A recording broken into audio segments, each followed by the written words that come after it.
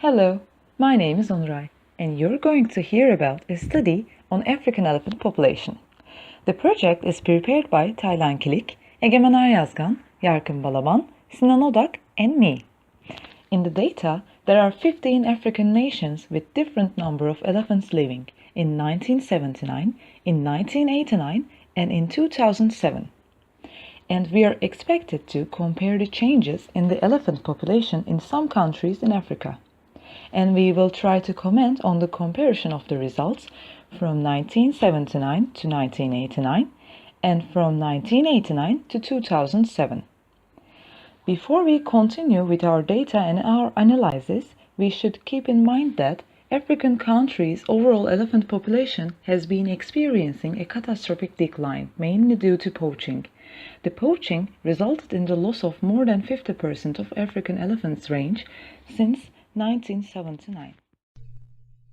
This table shows elephant population for several African nations in 79, 89 and 2007.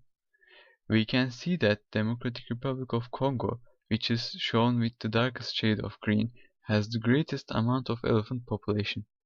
On the contrary, Somalia, which is shown with the lightest shade of green, has the lowest amount of elephant population. As values stated in the table increase, shade of green goes darker. First column of the table 3.3 shows the mean annual change in elephant population for each country in the 10 years from 79 to 89. Second column shows the mean annual change in the elephant population for each country in the 18 years from 89 to 2007. For the calculations, we divide 89's value by 79's and we took 1/10th power of this step, then subtracted 1 as the last step to find the rate. Between the years 79 and 89, Africa's overall elephant population faced a large drop by 292.7 thousand. After the year 89, there has been a rise in the amount of elephant population by 90,487. So, we can say that as years pass after the year 89, the poaching rate decreases. In fact, in 89 an international agreement between governments, named CITES, made. CITES aim to ensure that international trade in specimens of wild animals and plants does not threaten their survival. After CITES effectively banned the international commercial trade in African elephant ivory by placing species on Appendix 1. Once this ban went into effect in year 90, elephant population in the wild stabilized. From year 79 to 89, Congo has the highest mean annual change rate by the amount of 20.6% for elephants, whereas from 89 to 2007, Botswana has the highest population growth rate by the amount of 7.1% for elephants. On the other hand, from 79 to 89, Sudan has the highest negative mean annual change by the amount of -29.6% in the elephant population, whereas Somalia has the highest negative mean annual change by the amount of -21.9% in the elephant population from 89 to 2007. In this project, we have compared the change in elephant population in African nations between the years of 1979 and 1989 and 1989 and 2007. We examined the robustness of the relation between nations' GDP and elephant population growth rates. Secondly, when we check table 3.3, Sudan is the country that faces the biggest change in elephant population from 1979 and 1989. Number of the elephants dropped from 134,000 to 4,000, and that gave us a 29.6% decrease rate. And Somalia is another country that has the biggest change in elephant population. Number of the elephants dropped from 6,000 to 70, and that gave us the highest decrease rate, 21.9% for the years from 1989 and 2007. We calculated average GDP of 10 years between 1979 and 1989 and the average of 18 years. Then we found the data about the average growth rate of elephant population.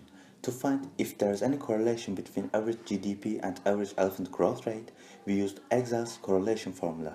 For 10 years of data of 1979 and 1989, we concluded that the value of the correlation is 0.45, which indicates that there is a positive relationship between two variables. For 18 years of data 1989 and 2007, we concluded that the value of the correlation is minus 0.008, which means there is no relationship between two variables.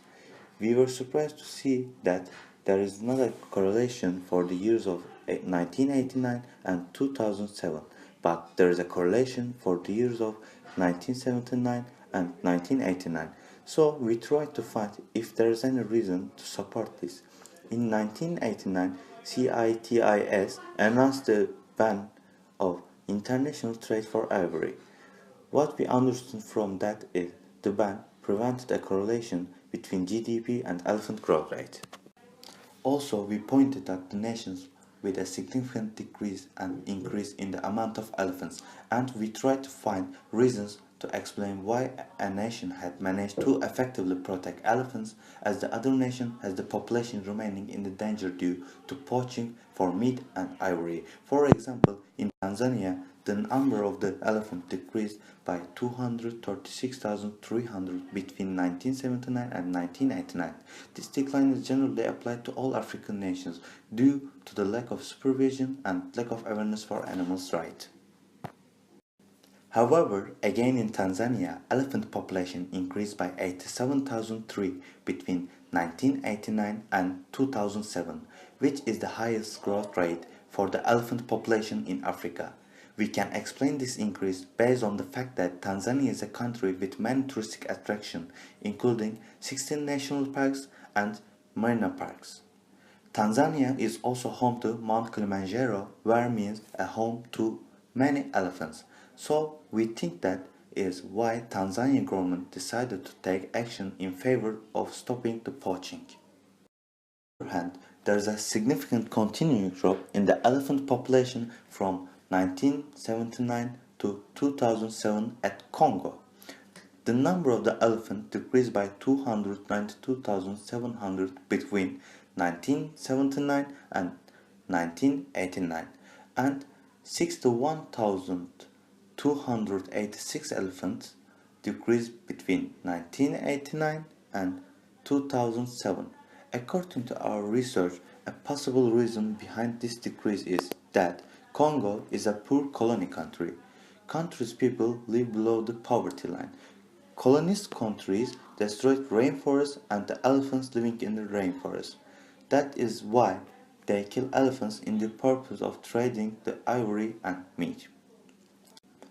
By analyzing all these data, we can say that in the territories which have decreased in elephant population, by a few decades, population will be in distress phase, and governments must take more efficient precautions. Thank you for your attention.